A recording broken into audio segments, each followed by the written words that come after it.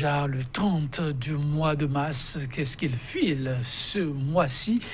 Eh bien, nous allons y aller parlant des faits majeurs marquant l'actualité, mais vu par les canards dans le parution de ce jour. Et c'est avec Kodjovia Mentonou déjà installé. Kodjovia Mentonou, bonjour. Bonjour Létondi, bonjour également à nos amis téléspectateurs. On va donc leur servir le plat de résistance de ce premier rendez-vous. Qu'est-ce qu'il faut mettre sous la dent?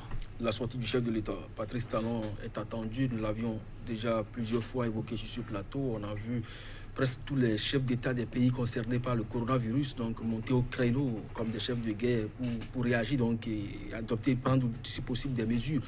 Nous avons donc invité plusieurs fois le chef de l'État béninois. Finalement, il l'a fait, mais il a voulu donc être quand même différent des autres. Plutôt que de faire une déclaration, il a fait un entretien. Et donc la presse est largement revenue donc, sur cette sortie du président Patrice Talon. Je crois d'ailleurs que c'est ça qui donc, fait avec coronavirus dans son ensemble la une des journaux pour le compte de ce matin. On va donc démarrer et ça va être avec quel quotidien? Dynamisme Info qui donc relevant donc cette sortie du chef de l'État écrit riposte du Bénin face au Covid-19. L'intégralité de l'entretien avec le chef de l'État qui renvoie le peuple à son strict sort. Rien en tant que tel de nouveau vers un double serrage de ceinture, s'exclame le journal. La boussole, propos du chef de l'État face à la lutte contre la pandémie du coronavirus. Ce que je voudrais dire à mes compatriotes est que la menace est sérieuse, elle est grave, mais que nous avons collectivement les moyens d'y faire face. Et puis, cordon sanitaire au Bénin, les mesures de restriction démarrent ce jour. La dépêche Bénin, attendu depuis par tous sur sa réponse à la crise du Covid-19, Talon a assuré le service minimum sans rassurer le peuple. Après son intervention télévisée sur le Covid-19, l'interview de Talon passée au scanner et puis coronavirus, le journal en fait donc un point, déjà plus de 621 000 cas enregistrés à travers le monde. L'Afrique en marche, lutte contre le coronavirus, service minimum pour Patrice Talon, un discours qui n'est pas rentré dans l'histoire. Et puis le journal, le confrère de la matinée, un Béninois dit pouvoir guérir le coronavirus. Nous avons donc une réponse adéquate à cette pandémie. Je suis prêt à ce que mon pays me juge sur mes résultats. Cette plante nous ont permis donc de vaincre la variole, la drépanocytose et tout récemment le virus du sida, Dr Jérôme Fagla. Ménégan coronavirus, l'Afrique face donc à la pandémie. Dimanche 29 mars, de la quarantaine au confinement, en tout cas de Lagos à Abuja, en passant par le Zimbabwe, mais pas au Bénin. Le nouvel observateur lutte contre le coronavirus, l'entretien de Talon, un discours et rien de plus. Dossier de tuerie des populations en justice. Va-t-on finalement dire le droit? Je vous l'ai dit, c'est une interrogation à la une du journal. Et puis, Covid-19 au Bénin, saurait-on exclure une grande partie du territoire national? Lutte contre le coronavirus toujours. Circulaire important du ministère de la Santé, lit donc le communiqué du ministre de l'Intérieur. Le télégramme, mesures prises pour lutter contre la propagation du Covid-19. La situation est grave, mais, d'ici Patrice Talon, vous avez l'intégralité donc de cet entretien dans les colonnes du journal. L'Écho Info, cette fois, le chef de l'État s'est prononcé sur la pandémie du coronavirus. Patrice Talon rate une énième fois sa sortie médiatique. Dans aucun pays au monde, la lutte contre la pandémie n'est en train d'être supportée par les contributions financières des citoyens, fait remarquer l'Écho Info. Matin libre, criette, en pleine crise du Covid-19. Le Bénin rouvre le dossier Komikoutié et puis traitement de l'information sur le coronavirus. Les médias qui vendent l'espoir sont CNews et LCI, mais les vendeurs de la mort sont France 24, RFI et BFM TV. Lutte contre le coronavirus, Talon pose le problème de moyens, écrit le journal. Point média pour terminer, menace sur la qualité du scrutin de mai 2020. Quand le silence de la Sénat devient suspect, eh bien Talon en avait donné déjà les prémices. Et puis, sortie médiatique du chef de l'État à propos donc du coronavirus, Talon propose le sauve qui peut, la rupture clairement en manque de vision. Joël Litonchi. Kodjovi Hamilton, bienvenue à vous pour cette balade intéressante. Qu'est-ce qu'il y a de la matière? Covid prend le dessus, le chef de l'État à sa sortie. Chacun va avec son commentaire et on va avec la dépêche qui a l'art d'ajuster les mots, talons à assurer, mais n'a pas rassuré. Oui, quand vous suiviez, du moins je sais que vous l'avez fait, quand vous avez suivi donc cette sortie du chef de l'État, oui, c'est tout sauf ce que les Béninois, à quoi les Béninois, du moins dans leur ensemble, s'attendaient.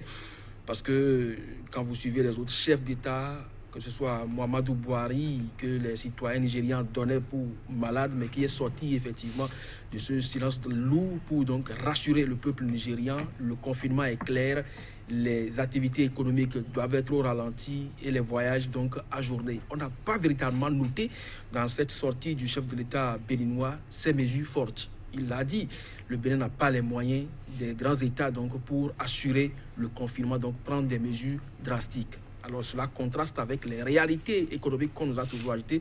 Je n'en suis pas spécialiste, mais quand on dit que le pays a atteint une croissance à 2 chiffres, donc 6,5% déjà, alors que des pays comme le Niger sont encore à 5%, et que les pays comme la Mauritanie sont également à ce niveau-là, et qu'on dit que 2 mois de salaire sont garantis avec un accompagnement pour le bon alimentaire dans ces différentes nations, et que le Bénin, qui a déjà 6,5% de croissance, n'est pas à mesure d'assurer le minimum pour son peuple, ça pose problème. Et le chef de l'État, je continue, je le retrouve dans sa dynamique de départ, il l'a dit, notre pauvreté tend vers la misère, et là c'est devant le clergé béninois, quand nous étions donc au fin fond donc, de notre crise aujourd'hui, il dit combien de Béninois disposent d'un salaire qui puisse leur permettre aujourd'hui de faire face à un confinement d'une certaine nature. Ils finiront donc par le fait de la faim braver donc les mesures prises. Ça veut simplement dire que le chef de l'État reconnaît donc la paupérisation dans laquelle vit aujourd'hui son peuple et connaît donc la précarité de l'emploi et également les salaires misérables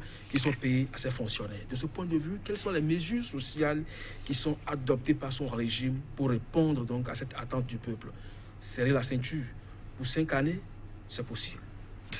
Que je viens m'étonner, oui, que de réactions suite à cette sortie. Il fallait s'y attendre, mais là, ça va dans tous les sens. À l'occasion, on reviendra sur la question pour vous, chers téléspectateurs. Alors, nous allons avec la boussole qui rappelle que le cordon sécuritaire, en entendant le cordon sanitaire, voilà, en entendant peut-être d'autres mesures, il est effectif, ce cordon-là, les mesures elles-mêmes effectives. Voilà. Oui, les mesures entrent en vigueur. En fait, oui, l'effectivité, c'est constater que effectivement les forces de l'ordre sont déployées au niveau de ces villes situées un peu comme les villes à risque. Donc effectivement, les entrées et sorties sont filtrées par les forces de sécurité et de défense. C'est déjà bien. Maintenant, est-ce que ça suffit comme mesure? C'est là la grosse interrogation. Parce que les villes citées sont beaucoup plus vers la partie sud donc, du pays, mais la partie septentrionale, le Bénin partage beaucoup d'espace avec le Burkina Faso aujourd'hui, beaucoup agité par ce coronavirus. Nous avons également des espaces frontaliers largement pour eux, à la limite, avec le Nigeria. Est-ce que quelque chose est fait dans la partie septentrionale du pays pour éviter cela? Au niveau du Togo, oui, les Togolais à leur niveau également ont pris des mesures, mais il y a des villes béninoises qui sont également frontalières à celles togolaises. Qu'est-ce qui est fait également à ce niveau-là? Tout est concentré beaucoup plus au niveau de Cotonou, donc du sud et un peu vers le Nigeria à l'est. Je ne crois pas que ce soit déjà la totale sécurité. Lorsqu'on veut vraiment lutter contre le coronavirus et qu'on appelle donc chaque citoyen à adopter donc les mesures qu'il faut, il faut quand même que le minimum soit assuré également du côté de l'État. Pourquoi ne pas déclarer donc tout le territoire en zone d'urgence pour inviter donc tout le monde à adopter les mêmes mesures et donc déployer également au niveau de tout ce que nous avons comme espace frontalier, les forces de sécurité et de défense pour ne serait-ce qu'empêcher donc l'importation donc de la maladie sur le territoire national. Je crois que ce serait peut-être justice rendue à ces populations parce que quand vous écoutez les uns et les autres, vous avez comme l'impression que l'information ne circule véritablement pas. Il y a des villes qui sont sous menace et donc que les autorités prennent donc les taureaux par les cornes. Oui, l'information ne circule pas, vous le dites si bien, mais au-delà des faits concernant le mal lui-même, il n'y a que du travail se fait parlant de remèdes, des nocicules. C'est le Bénin qui est honoré de l'autre côté du Burkina Faso. On parle de Benjamin Agon. Le confrère de la matinée nous parle aujourd'hui du professeur Médégan qui croit savoir avoir, quand je viens maintenant, la solution. Oui, en effet, vous savez, ça fait quand même un bout de temps que ce monsieur travaille également dans la République et même sur le continent pour apporter donc des solutions à certaines maladies. Mais est-ce que la plupart du temps, on est auréolé sur place? C'est ça la grosse interrogation. Adjabo Sébastien, malgré sa contribution au fisc, il est hors du territoire national aujourd'hui. Agon, Valentin, vous l'évoquez, mais au Burkina Faso, pourquoi il n'est pas au Bénin? Son usine est implantée quand même sur le territoire béninois, mais il n'est pas là. L'usine ne fonctionne pas véritablement. Alors quand c'est comme ça, et que Fagla aussi, depuis qu'il a inventé son produit pour lutter contre la drépanocytose, je ne sais pas quelle autorité, depuis le président Mathieu Kérékou, en passant par Yahi Boni, aujourd'hui Patrick Stallon, lui a décerné quelque chose. Alors, le mérite, ça se vend à l'étranger ou bien chez soi?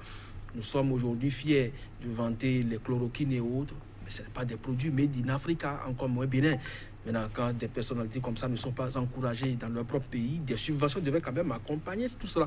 Mais ce n'est pas le cas. On n'encourage pas la recherche. On a travaillé donc beaucoup plus pour importer donc les connaissances de l'extérieur. C'est dommage, mais nous les encourageons parce qu'une solution africaine pour ce coronavirus, ce ne serait que salutaire.